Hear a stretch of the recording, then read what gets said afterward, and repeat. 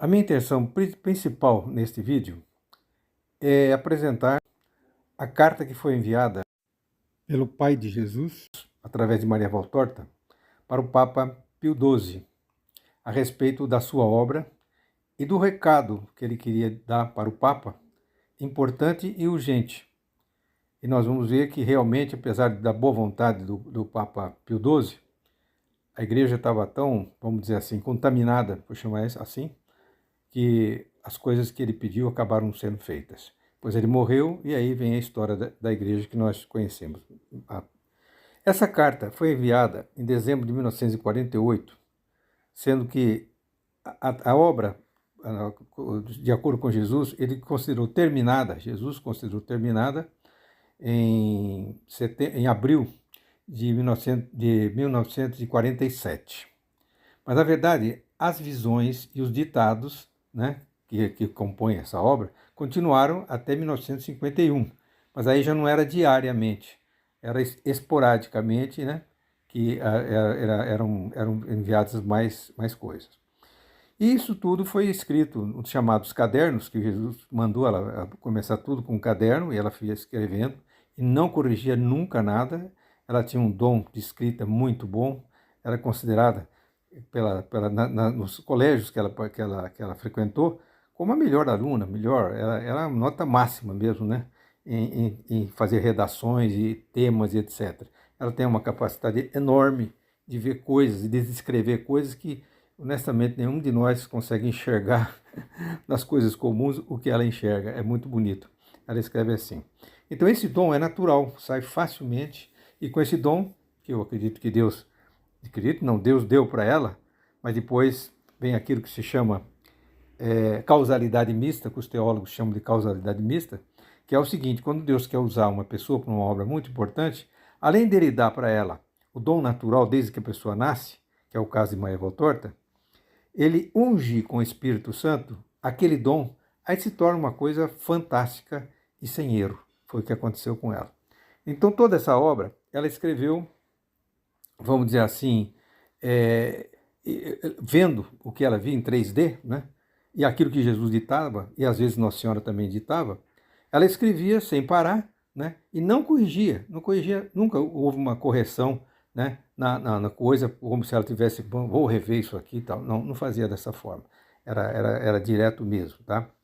Isso aí era diário, e diariamente, então, ela marcava a data e a hora, às vezes, né, em que ela recebeu que ela viu aquelas coisas, enfim, ou o ditado, ou a visão, né, e aí terminava, aquele dia terminava. No dia seguinte, continuava, mas, para surpresa dela, não continuava no ponto que ela parou.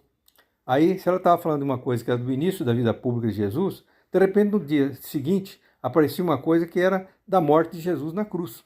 E ela escrevia o que ela estava vendo e ficou assim. Então, todo o trabalho dela é uma colcha de retalhos, vamos dizer assim, de visões, né, diárias, que depois precisava ser montada na ordem certa, né?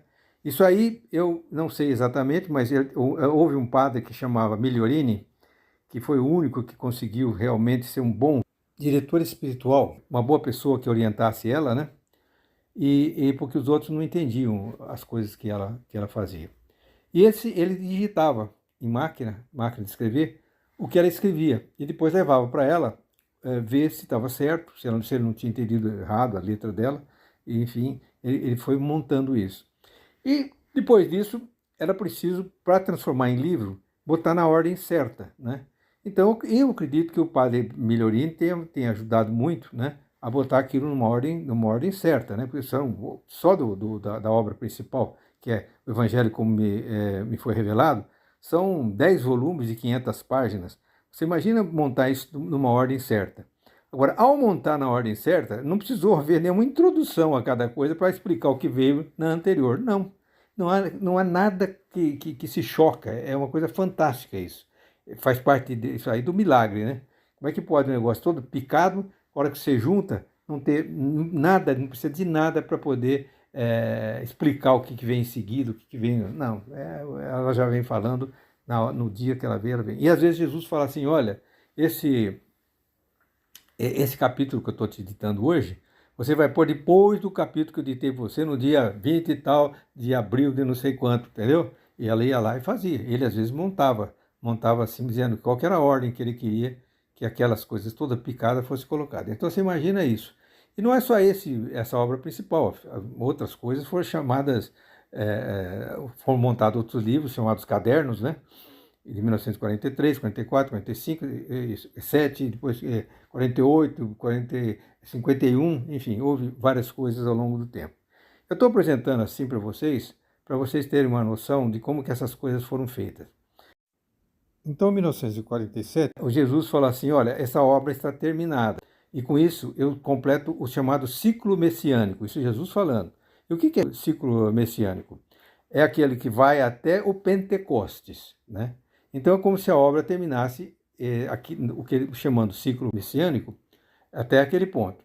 Mas a própria Valtorta, no mesmo dia, no dia seguinte, né, ela recebeu então um ditado longo e muito importante de Jesus, que falava as razões por que ele tinha feito aquela obra.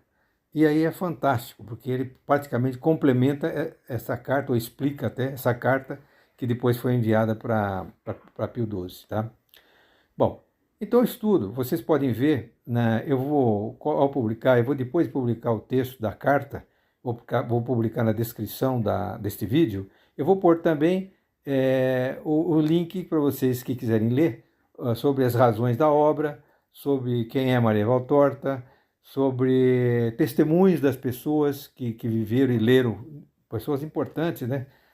Teresa de Calcutá, Padre Pio, enfim, pessoas importantes que recomendaram a obra, né? O Padre Pio, por exemplo, ele disse, uma que perguntou, será que eu posso ler? Eu falei, não, não acho que você pode, vou dar uma ordem para você, leia este livro.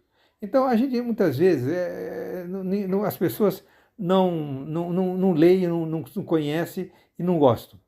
E quando leem picadamente as coisas, elas acabam ficando, meu Deus, parece um poema e tal. Meu filho, se é um poema, foi um poema escrito por Jesus. E acho que é um poema tão lindo que é.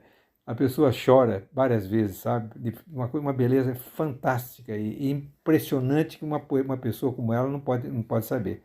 Para você ter uma ideia, o que ela sabia de coisa dos evangelhos canônicos, o que ela ouvia nas missas dominicais, né?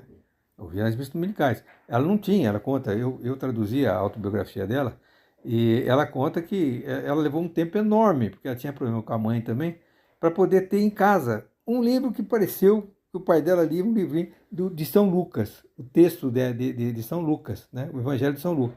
E ela, com aquilo, ela começou a ter ler, falou, poxa, que coisa bonita e tal, né? Então, a única coisa que ela conhece é o que está lá. Mas as outras coisas que ela descreve com uma presteza enorme, ela nunca tinha lido, né? E a gente vê que está igualzinha, em termos de conteúdo, até quase que na ordem das coisas, aquilo que foi escrito pelos evangelistas, os 4 evangelistas. Mas Jesus mesmo fala, olha, o que eles escreveram é um resumo, é impossível escrever tudo. E o que ele também falou para Valtorta, também não é tudo que ele fez, mas é muito mais porque ele falou, olha, eu não estou revelando nada, os evangelhos são 4, eu estou fazendo uma iluminação para vocês entenderem, compreenderem as palavras que estão lá. Isso é fundamental, isso é fantástico mesmo, sabe? Então, eu estou fazendo isso só para preparar para quem tem interesse em ler. Acho que todos deviam ler, porque senão não tem direito de falar nada, absolutamente nada, mas está cheio de gente que fala mal, fala isso, fala aquilo. Não digo cheio, mas aqui no Brasil o pessoal nem conhece, né? Mas, enfim, tem uns chamados mestres aí que não são mestres de coisa nenhuma. Enfim, o que aconteceu então? Terminou esse ciclo messiânico em 47, né? E dali quase que praticamente um ano, Deus Pai ditou para Maria Valtorta, que ela foi anotando, que ela deveria apresentar uma carta para o Papa Pio XII, porque a coisa era importante. Você vê, eu não conheço ninguém que recebeu uma carta para ser entregue ao Papa, mas ela fez. E a coisa estava muito, muito ruim. Vocês, ao lerem o que ele escreve, você vê que Jesus não chamou a atenção, mas falou para ele, ó, você tem que fazer isso, tem que fazer isso. E ele, até pelo jeito, ele tentou mesmo, sabe? ele recomendou, ele leu tudo, a obra, né? Recomendou que aquilo fosse passado sem ficar, vamos dizer assim, bloqueado pelo chamado índex, né, que tinha, né? Mas não teve jeito. O pessoal do índice, que não sei o que, não sei o que, não cumpriram a ordem dele, que foi assim, ó, leiam, mas falou, pode publicar como está, para todo mundo, porque eles, quando lerem, vão compreender. Mas não foi feito. É coisa do demônio, porque na carta vocês vão ver como que ele já tinha contaminado a igreja e hoje está muito pior. Eu estou fazendo isso porque é o seguinte, suscitando, vamos dizer assim, essa carta aí, porque é um documento importante e porque de lá para cá só piorou, como ele disse, ele falou. E as causas são aquelas que estavam lá, que foram piorando, piorando, piorando, piorando.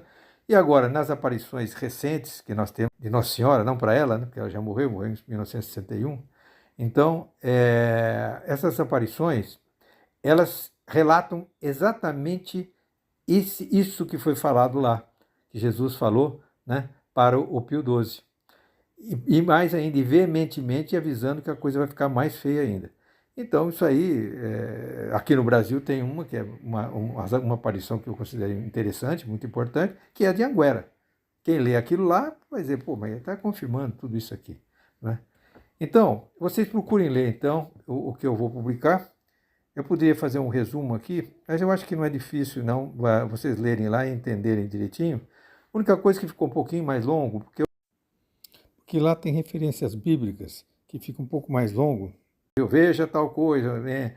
Isaías 22, papá, e a pessoa que está lendo não sabe do que trata. Eu fiz uma referência e tirei da internet, né, o texto e eu coloquei como referência depois da carta, né? Lógico que a carta não tem aquela referência, o Papa deve ter pego lá e lido. Mas para vocês lerem, se vocês quiserem se aprofundar, vão lá na referência que está junto e vocês vão ler a referência. Essa aí é longo, porque às vezes é um capítulo inteiro do Evangelho Canônico que foi colocado. Então, fica por conta de vocês lerem e procurar apreciar isso que eu vou mandar. Obrigado. Agora, você deve fazer um pause nesse vídeo e dentro da área de descrição do mesmo, abrir o link que ali coloquei para você ler o que publiquei.